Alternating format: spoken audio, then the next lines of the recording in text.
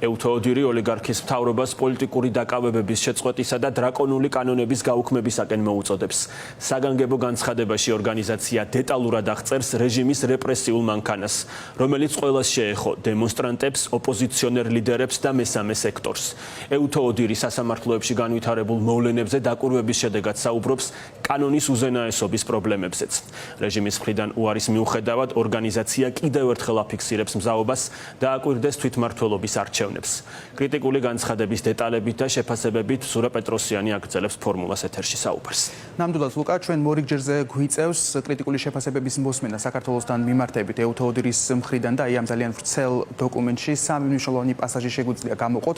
უპირველეს ყოვლისა, ევთოოდირი გამოთქვამს ღრმა შეშფოთებას იმ დემოკრატიული უკუსვლით, რომელიც ჩვენს ქვეყანაში განსაკუთრებით არჩევნების შემდეგ აღინიშნება და აი ცალკე ქვეთავად შეგვიძლია გამოყოთ პოლიტიკური პატიმრების საქმეები და სამოქალაქო საზოგადოებაზე განხორციელებული წნეხი.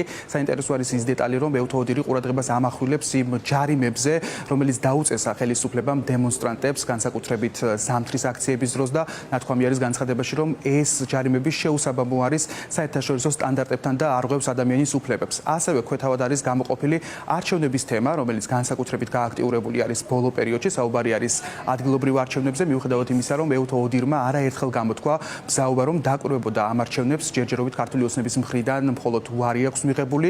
განცხადებაში ნათქვამი არის, რომ ევთოს სადამკვირვებლო მისია მზად არის, რომ დროული მოწვევის შემთხვევაში ჩამოვიდეს საქართველოში და დააკვირდეს ადგილობრივ არჩევნებს. რა თქმა უნდა, ცალკე არის გამოყოფილი ასევე ის კანონები, რომელიც ქართულმა ოცნებამ მიიღო და ყველაზე სადაო არის სწორედ ეგრეთ წოდებული რუსული კანონი.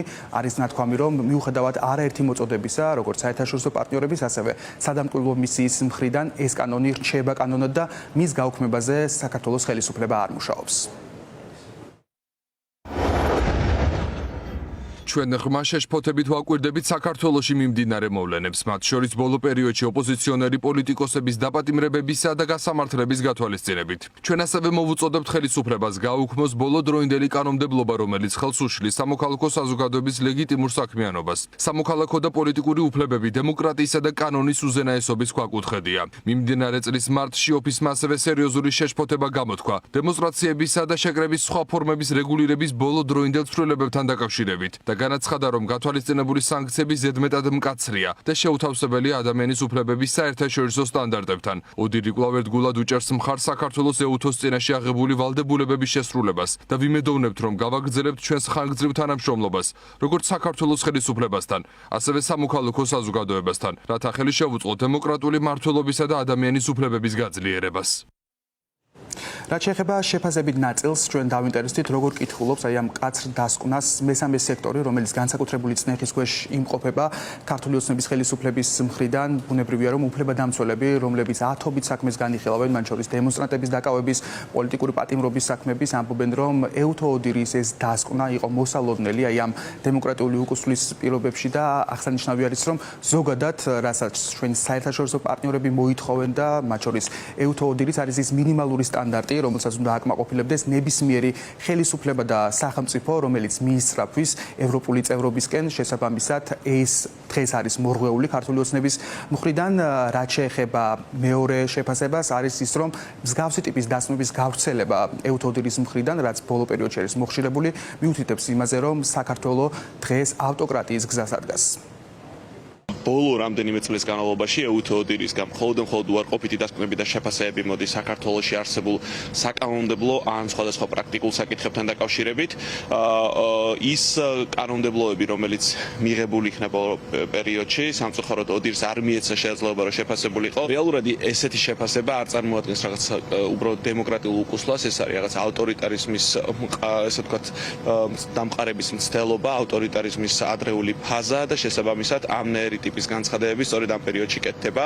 პოლიტიკური პატიმრები, სინდისის პატიმრები, ადამიანის უფლების მასობრივად შემწყუდავი კანონები, ეს ყველაფერი დამახასიათებელი არის ავტოკრატიებისთვის. გასაგებია, რომ ქართული ოცნება პოლიტიკურ კონფლიქტში ევროკავშირთან და ის სამართლებრივი სტანდარტები რეფორმის მოთხოვნები, რომელიც ევროკავშირიდან მოდის, ხო, რომელიც აი ამ კანდიდატის წევრების ინტეგრაციის საკითხს უკავშირდება უფრო მაღალი დონის მოთხოვნებია დემოკრატიზაციის, სასამართლოს რეფორმისა თუ ზოგადად ინსტიტუციების რეფორმის გზაზე. თუმცა ის სამართლებრივი სტანდარტები, რომელსაც მაგალითად ევროპის საბჭო ან EUTO გვთავაზობს, ეს არის საბაზისო საერთაშორისო სამართლით აღიარებული სტანდარტები, რომელიც ყველა სახელმწიფომდე დაიცვეს და თქვენი იცით, რომ იგივე EUTO-s რეგიონი საკმაოდ მრავალფეროვანია, აქ აღმოსავლეთ ევროპის, იგივე ვთქვათ აზერბაიჯანის, თურქეთის, რუსეთის, ან სხვა სახელმწიფოებიც შედიან და როცა შენ EUTO ODIHR-ის სტანდარტებს აღარ პასუხობ, ნიშნავს, რომ ძალიან საბაზისო საერთაშორისო სამართლის სტანდარტებს აღარ პასუხობ. ქართული ოცნება, როგორც ჩანს, EUTO ODIHR-ის კრიტიკას მორიგჯერზე არ იღებს. პირველი განცხადებები დღეს გაკეთდა პარლამენტში და ქართული ოცნების წარმომადგენლობა ამბობს, რომ ისინი არ აპირებენ პოზიციის შეცვლას. EUTO ODIHR არ იქნება წარმოდგენილი ადგილობრივ არჩევნებზე. ამის საჭიროებას ივანიშვილის გუნდი ვერ ხედავს, რაც შეეხება კრიტიკის იმ ნაწილს, რომელიც დემოკრატიულ უკუსლას შეეხება, ესეც მათთვის მიუღებელია და ამბობენ, რომ ეს დასკვნა არის მიკერძოებული.